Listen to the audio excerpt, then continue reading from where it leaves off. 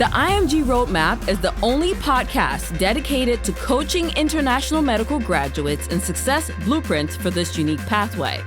I am Dr. Nina Loom, your host, a previous IMG turned hospital medicine physician, healthcare administrator, speaker, and coach. I empower, encourage, and equip you with actionable steps that you can take towards the residency position of your dreams. Hey guys, welcome to another episode of the IMG Roadmap podcast. Today's guest is Dr. Kenya. She is a friend of mine from the Instagram, just like a lot of you whom I've met virtually. I'm really excited to have her on the show today. Without further ado, I'm just going to go in. Welcome on the show, Dr. Kenya. How are you? Thank you so much, Dr. Loom. I'm doing wonderful. And greetings to all of your listeners. Well, yeah, we're glad to have you. So you just matched, by the way. So congratulations. That's a big deal. Thank you so much. Definitely worth rejoicing over.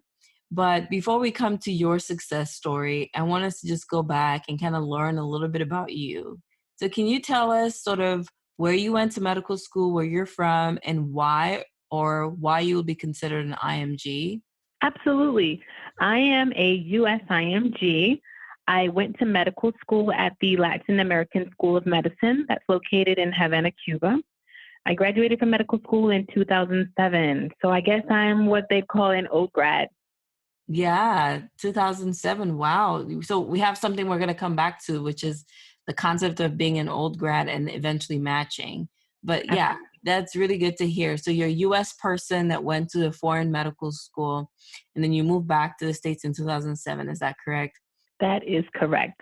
I did my undergrad at UC Berkeley in California, and I was pre-med with a Spanish language and literature degree. That's awesome. So what was your push to go to medical school in Havana, Cuba? Well, the decision for me was quite easy. I'm bilingual, and I always wanted to study medicine. So when I found out about the program, and I did receive a 6-year scholarship, it was quite easy to make that decision. On top of that, I know a little bit about the doctors that Cuba trains and makes, and I was just blown away by how well trained they are clinically. So when I got accepted to the program, I didn't think twice about it. Yeah. So you speak Spanish, is that right? Because you're bilingual? That's correct. I learned Spanish as a little girl and then traveled abroad while I was at UC Berkeley twice. And then while I was in college, I was a Spanish teacher, so I speak it very fluently. And I do want to say, I'll give you a little taste of Spanish. I do want to say, gracias a Cuba soy doctora. And that means, thanks to Cuba, I'm a doctor. Oh, wow. That's awesome. So let's talk about your medical curriculum. What was that like? Is that a 5-year program, a 6-year program? Is it sort of like the US 4-year system? Can you tell us about that? Absolutely. So the medical curriculum in Cuba is a 6-year program. The first 2 years is basic sciences, and the 3rd, 4th, and 5th year are the clinical rotations. So a lot of hands-on with patients. And then your 6th year is called the internship year, where you rotate through the 5 major specialties, that being like family medicine, surgery, pediatrics, OBGYN, that like for longer period of time. So when did you take the USMLE exams? I took all of my USMLE exams after graduation. I didn't even have any attempts while I was in medical school. I focused on the Cuban board exams and the Cuban shelf exams and things like that. Once I graduated, I relocated back to the U.S. And then at that point, I studied for the USMLEs. I took CS first, the Step 2 CS exam first. And I did that just because for me, I felt that, CS being a more clinical exam, I felt more comfortable doing that. My clinical skills were definitely a lot sharper. I graduated in 2007 again, but then I didn't pass the first exam, which was for me the CS, until 2013. Okay. Can you talk to us about the order in which you took the tests? Did you do Step 1 first? Yes, I took the CS first, and then I went to study for Step 1. And then after that, I took the CK exam. Now, I do want to say that I am married and I have 3 children, 3 young kids. So It was not all back to back, meaning the exam. I got married, then I had a kid, then I studied for one exam, then, had another kid, studied for another, and all the while working as well. So there was a lot on my plate. Yeah, I understand that. So do you regret doing CS first? Because you mentioned that you had 2 attempts on it. Is that correct? On CS, I did. I did have. So do I regret doing it first? No, I don't regret doing it first. What I regret and what, in hindsight, I would change if I had to do it again, that would be my approach to studying, which for me, what worked for me and what I recommend is just knowing what works best to successfully pass these exams. So I studied at home the first time I studied for it. I had my young baby here with me. And I didn't have any live study partners. I didn't take any live, any online courses or anything like that. So let's fast forward to the second attempt and then the attempt on which I passed. I put my baby in daycare. I took a course, got a live study partner. So you kind of learn from your experiences. And I know that for me, that's the type of studying that I need to do: study partners, study groups, courses, things like that.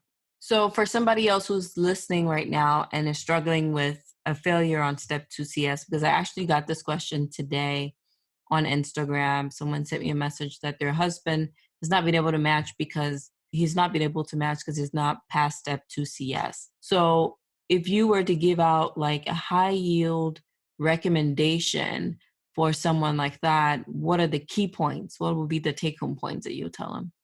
For passing CS? Correct. For studying for CS in a manner that ensures that they pass it the first time. Okay. A live study partner, meaning that you can meet them at a library, you can meet them on Skype, but even try to find someone on Skype that's in your area. So for the CS exam, you can actually a study partner that's tangible so that you can do the encounter full out. That would be my biggest take home for that. I agree 100%. I had a roommate in medical school and we were study partners. And when it came to CS preparation, we played it out just like it was on the test: knock on the door, drape the patient, greet the patient, and all of that, and ran through the scenarios. Another thing I found really helpful was running through the scenarios in an open book manner the first time. So running through the first 8 scenarios, for example, with the book in hand, so that you remember what questions to ask, what prompts, and how to phrase your questions. And then the second time around, or the third and the fourth and the fifth time around, not have the book, so that you could already have sort of a system in place when you do the repeat work. I don't know if this was similar to your experience or not.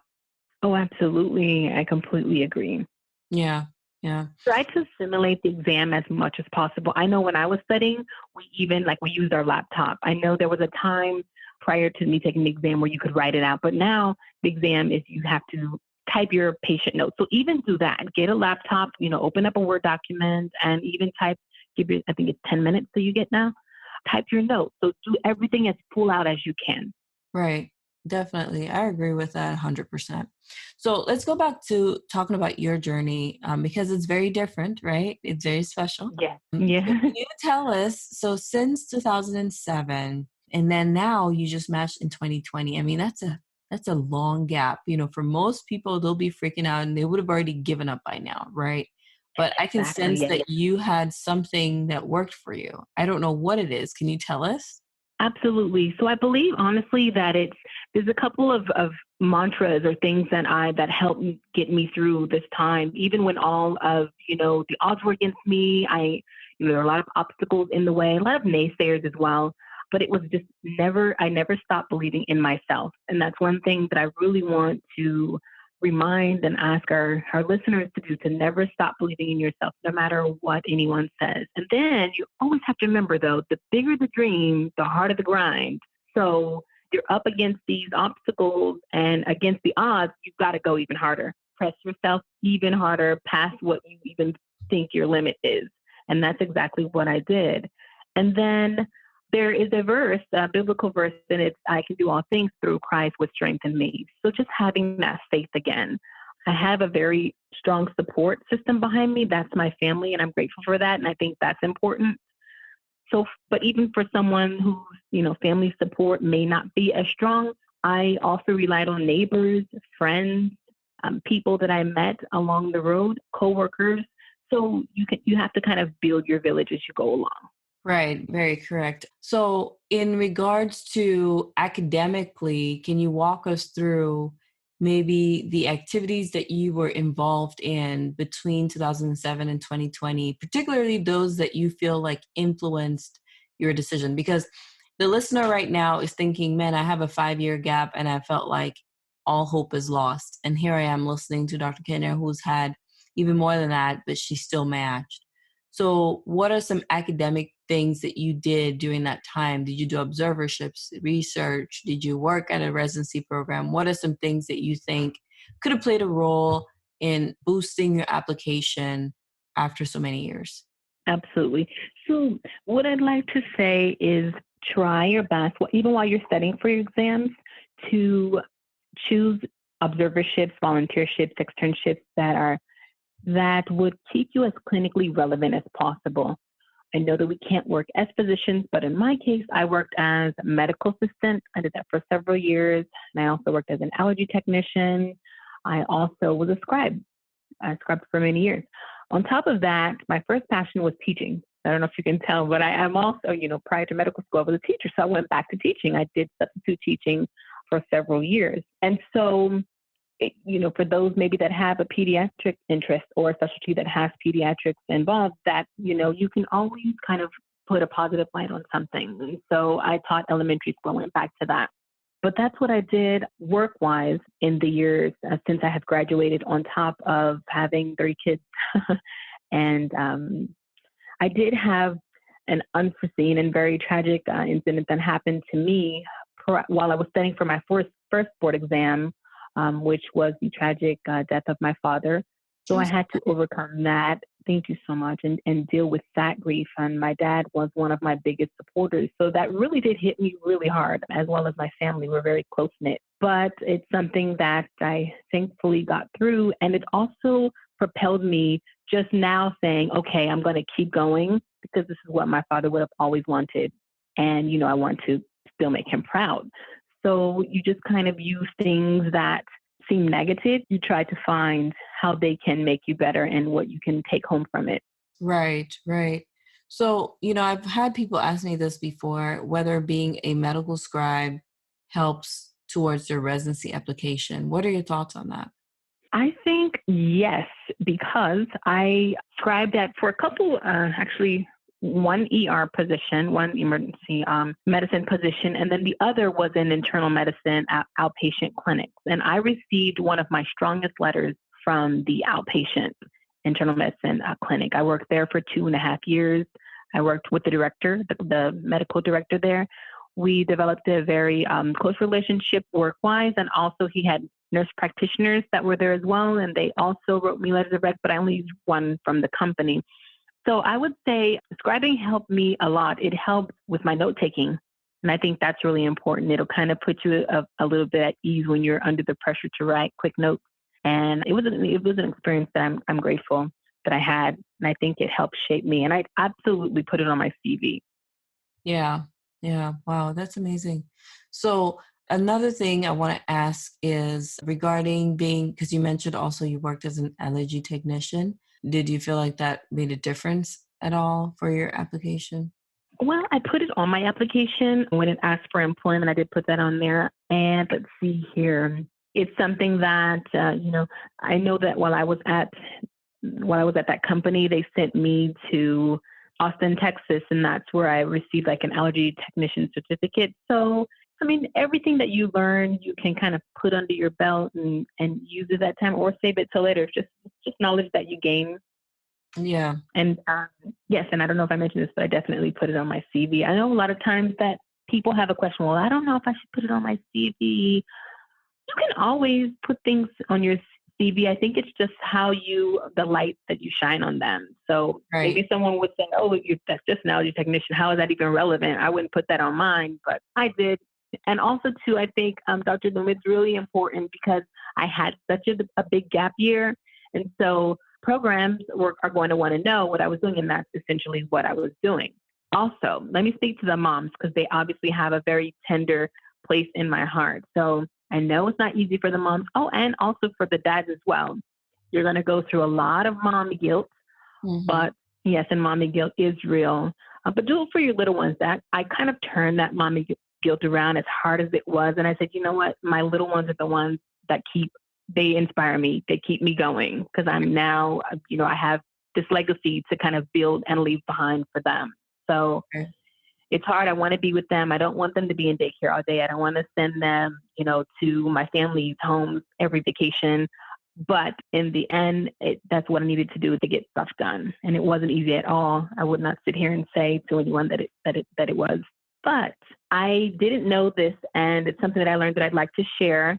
So in having 3 kids, obviously a woman is pregnant with the kid even 10 months prior to that. So there was a lot of gaps, there was a lot of time. And so you can also, I believe it's called the pregnancy gap or pregnancy mom or something. It's a phrase that you can use. And, when you do take time off, if that's what you do, not everyone does it, but if that's what happens, and those months and those years can add up.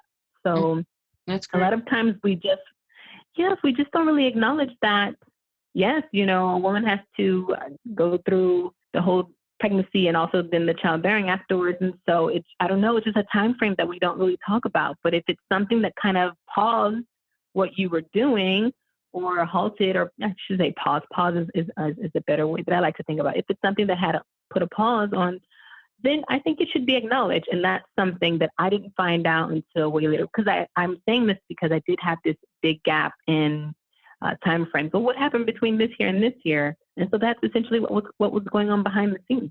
Right. So you're encouraging moms to include that if they had a maybe 9 or 10 month gap where they were, in the process of childbearing, they can include that on there, is what you're saying.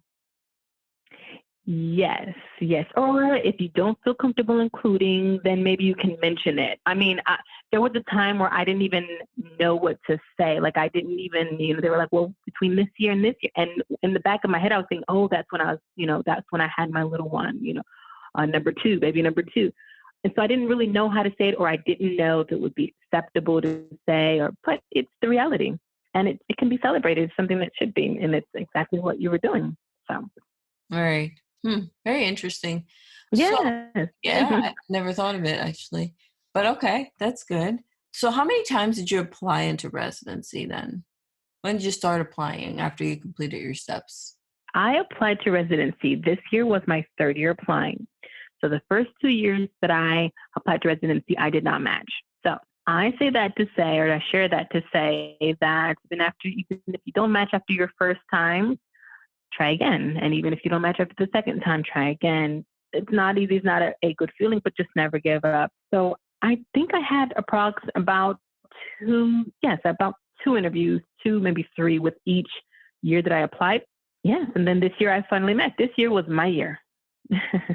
Yeah, sounds like it. How did you feel when you did not match the first and the second time?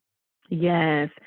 It was very devastating, very devastating. I felt, again, a lot of mommy guilt and just a lot of guilt, to my family members, those that were really supportive, who had sacrificed with me emotionally, financially. I just felt really responsible and felt like a failure. But I quickly said, okay, each year that I didn't match, I said, what can I do in the next cycle that will boost my CV, that will emphasize my strengths even more, that will kind of embellish what I'm doing to kind of make me stand out and pop. And so I asked that question to people that have entered the match more than once. I said, so what are you going to do for the next cycle, differently? What's going to make you better? What's going to make your application even more appealing? Because you kind of really have to think about that and then work on those weaknesses. Right. Yeah. And that's one of the webinars that I like to do at the end of the match season, is what you can do to improve your chances of matching the second cycle, especially if you failed to match, after the most recent cycle. So in your case specifically, can you tell us what you did? So after that first cycle, what did you do different for second cycle? And then what did you do different from first and second cycle towards this third cycle? I think the biggest change for me when I really got it, when I got that aha moment, and when I really decided to act on it very aggressively, would be from the second cycle to the third cycle. Because I made like small changes, from the first to the second. But the biggest thing for me was making the sacrifice to accept a house physician or house officer, it's also called, or an assistant physician. I guess just depending on the state, they have different titles. I accepted that position. And immediately after I found that I didn't match the second time. I said, oh no, some things really got to give something. And that's what I did. I applied for the position and interviewed for it and got the position. And then I say it was a big sacrifice for me because I relocated to a different state where I didn't have any family, and I was leaving my family. So at the time, it was just my husband and 2 kids behind to pursue this new job. And I just knew that it was just going to be a big step for me in the right direction, as well as I did have to really defend the question to a lot of programs and interviewers, or how am I still clinically relevant? Are my clinical skills, since I had such a big gap year? And so speaking to those that may, getting the U.S. clinical experience. And so the position was an amazing opportunity for me to shine on that and to develop that. Wow. That's very courageous to leave your home and move to another state for an opportunity that's not going to guarantee you a residency position. I mean, absolutely. That's a huge. Can I even just, yes. Can I even just share with you and our listeners that even prior, just early on in accepting the position, I found out that I was expecting my third one. And I didn't think twice about it. I was like, I'm going. So I know a lot of people would have probably said, oh, it's hard enough leaving the 2 and, a spouse, but no way I'm going to. So I did the whole pregnancy in another state, alone, no family. I did make some friends, and coworkers. And then the baby was actually born there in the other state. So. Wow. Yes. I really think that for IMGs, and this, you're not a non-US IMG, but especially for non-US IMGs, I've noticed that the most successful IMGs really are daring. Like, yes, they are willing to go to any end of this country to train for a short period in order to create their own success story. So in many ways, when I listen to you talk, I'm thinking, wow, you moved to another state, left your family behind. Thankfully, it sounds like very supportive spouse, which is very good to have. And you went to do a house officer position. And to me, what I hear is IMGs need to start sacrificing some things in order to get what they want. Because yes, you're going to have the IMGs that's going to match in the middle of downtown somewhere, but there's going to be a lot of us that may have to move from home in order to be able to have an opportunity. So I really encourage anyone listening to let that location limitation, let it go for a little bit. Like, don't let that hold you back. If there is an opportunity in another state, I want you to be daring enough to take it. It's going to be short. It's going to be for a year or 2 years, or even residency itself. It's not the rest of your life. So sacrificing 2 or 3 short years of your life to go to a place where you probably had no ties, no family, no support is probably a good foundation for the rest of your life, if that's the only option that you are left with. So I really think that part of your story, Dr. Kenya, it really just touches me, because I'm thinking, wow, this is the meaning of sacrifice. And I wish a lot of us will learn to sacrifice some things, especially when the odds are against us. Now, not everybody needs to do that, because there's going to be some they're going to graduate and get right into residency at the end of the 4th year. But this is particularly for the person who feels like they have an application that may not be the traditional application, like in your case with the gap year or with the repeat on the CS.